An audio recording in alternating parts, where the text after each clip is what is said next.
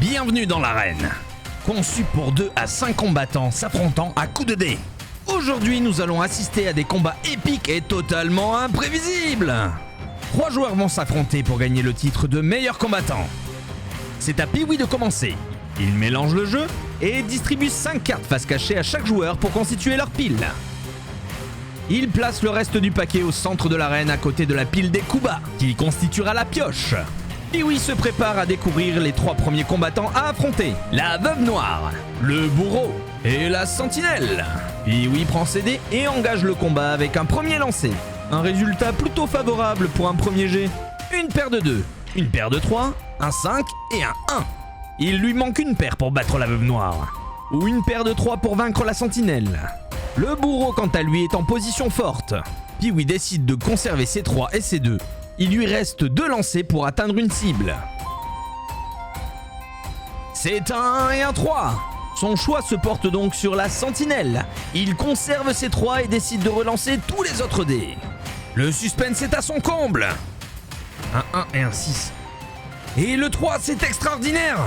Pee-wee remporte son premier combat. Il prend donc la sentinelle et la dispose sur l'une de ses piles face visible, bénéficiant ainsi de son pouvoir utilisable une fois. Rappelons que si à la fin de la partie, Pee-wee parvient à réunir 4 personnages d'une même faction, il bénéficie de 20 points supplémentaires. C'est au tour de Fred de rentrer dans l'arène. Il décale les cartes à l'opposé de la pioche pour libérer la place à un nouveau combattant. Fred retourne la carte. Oh, c'est la moissonneuse, une carte légendaire. C'est donc à tout le monde de jouer. C'est une course contre la montre où le dernier à réaliser une suite sera fauché et recevra un coup bas. Le combat fait rage. Quentin finit sa suite en premier. Pee-wee finit sa suite. La sentence est irrévocable. Fred reçoit un coup bas. Il doit donc sacrifier une pile. Rappelons que les cartes accumulées sous les coups bas sont nulles et ne permettent pas de comptabiliser de points de victoire. C'est toujours à Fred de jouer. Il doit maintenant retourner dans l'arène. Fred engage le combat. Le résultat n'est pas favorable. Et c'est un échec. La chance n'est pas avec Fred qui reçoit son deuxième coup bas. C'est à Quentin de jouer. Il fait tourner le jeu. La sauvageonne apparaît. Elle enclenche donc un duel.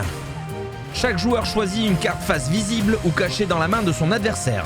La sentinelle, une carte facile, mais Quentin espère une carte encore plus facile. Il choisit la carte d'à côté. Malheureusement, c'est un golem. Il doit réaliser une suite de 5. Pee-wee choisit à son tour une carte à défier. Il tombe sur le juge. Il doit donc obtenir 3-5. Le combat est engagé. Le premier joueur à battre la carte de son adversaire remporte le duel. La faveur des dieux du jeu est avec Pee-wee, qui parvient à vaincre son adversaire. Il peut donc choisir où mettre le coup bas. Pee-wee neutralise donc la pile de son choix. C'est toujours au tour de Quentin de combattre dans l'arène.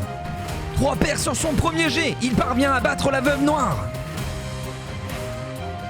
Il la place sur une pile face visible. La défaite contre Pee-wee lui est restée en travers de la gorge visiblement. Sa vengeance est sans appel.